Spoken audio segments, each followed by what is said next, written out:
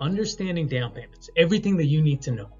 My name is Ryan Samudio. I'm a mortgage advisor, and we're going to get right into it. You need less than you think, okay?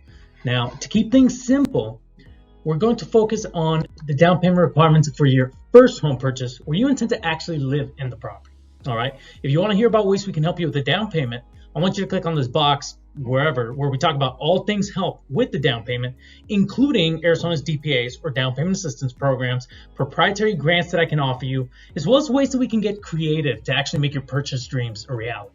All right. Now, really quick though, let's define what a first-time homebuyer is. Okay. According to HUD, a first-time homebuyer is someone who hasn't owned a residential property in the last 3 years. Yeah, you heard right. You can buy your first home ever. Again, as long as enough time has passed, okay? So here's a few less common scenarios where you may be a first-time home buyer. So please press pause and just skim through these really quick just to be safe, okay?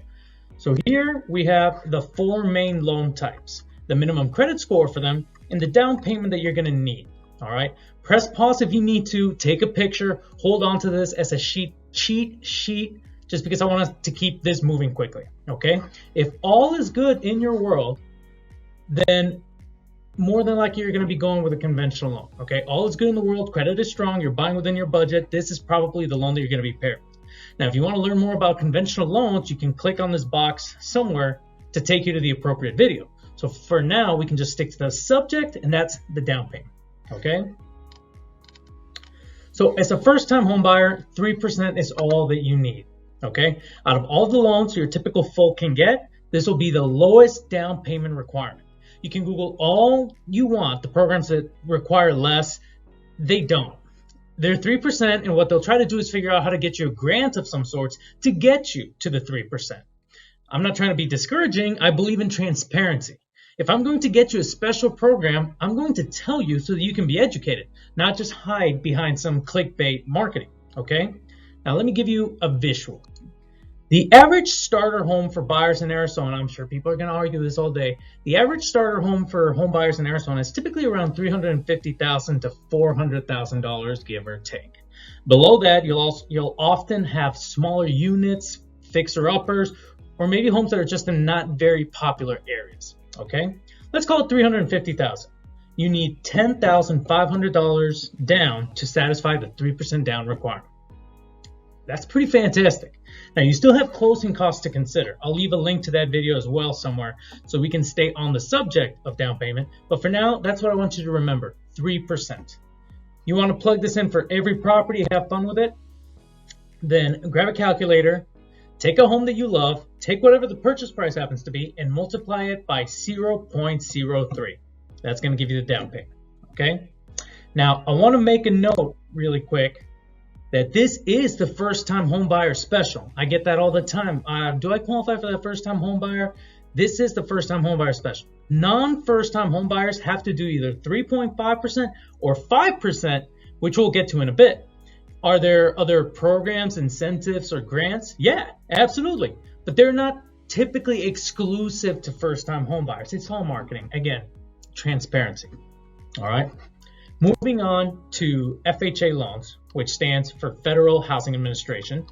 This is a government loan that could be deemed as the friendliest loan type because it's more lax on guidelines on credit history. They'll let you buy a little bit more home with your income. So again, to fully break down FHA, we'll need a whole other video. So for this one, we're just going to stick to the program, and that's the down payment. First-time home buyer or not, FHA will let you buy with just 3.5% down. So let's bring up our handy visual again. All right. So if you're paired with an FHA loan, most likely because your credit might not be impeccable, you only have to bring the extra 0.5% for the down payment. So in this example, 3.5% of $350,000 is $12,250. This is just $1,750 more than with conventional. To do this yourself on a calculator, take your desired purchase price, okay, multiply it by 0.035, and that'll get you the required down payment for an FHA loan, okay? Moving on to VA loans. If you've served in the military and need a mortgage, this is the loan for you. It's almost, keyword almost, a no-brainer, as this loan type does not typically require a down payment. It has very friendly interest rates, and no mortgage insurance means instant savings on your monthly payments.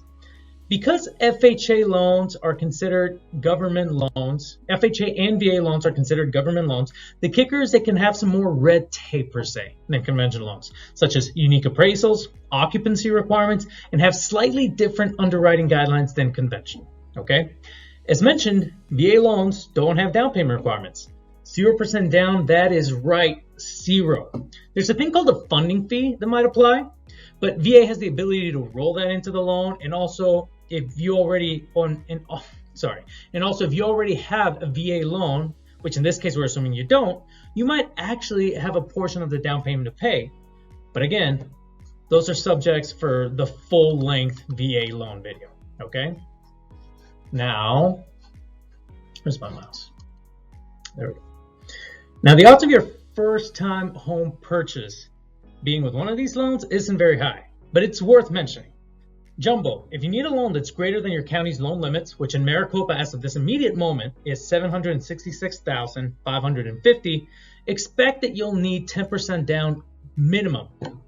Non-QM, if you're paid in a non-traditional way or have a very unique scenario that just doesn't fit into regular guidelines, you have options, but same thing. They'll require a larger amount down, okay? Proprietary is a mixed bag that we're not really going to get into in this particular video, okay? Lastly, cans and cannots when it comes to the down payment, super important. Obviously, savings is the most common source of down payment funds, but you can also use highly liquid assets or securities, such as money market accounts, certificates of deposit, etc. You can obtain a gift from a family member, very popular. Now, there are guidelines on who counts as a family member, so be sure to speak to me if you plan for this, okay? And you can use a DPA, right, Down Payment Assistance Program, which I'll cover in depth on a separate video. Note that these programs aren't always free rides, and I do not advise anybody try to purchase a home with $20 in their savings, okay?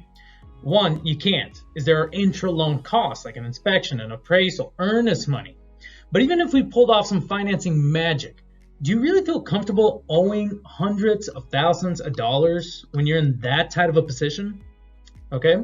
Now, on to invalid sources of down payment. We have cash under the mattress. This is because we have no way of knowing where this money came from. It goes against lending guidelines, and there are anti-money laundering laws in place that shackle us even further. So cash is a no-go. Deposit it and wait for the funds to season in your bank account for at least 60 days, okay? You cannot use a personal loan or credit card cash advances. So don't finance debt with debt. And any funds that we can't source circles right back to the cash, right? We look at your employment history, we look at your pay, we look at your bank statements. We can't use mystery money, okay? And yeah, that's it for this one, guys. If you need to reach me, send me an email. No question is too small. Please know that real estate and mortgages are massive subjects. I could pick almost any topic and it would take hours to really break it down. So what we'll do is we'll do just that, but we'll do it one bite-sized video at a time, okay? Until next time.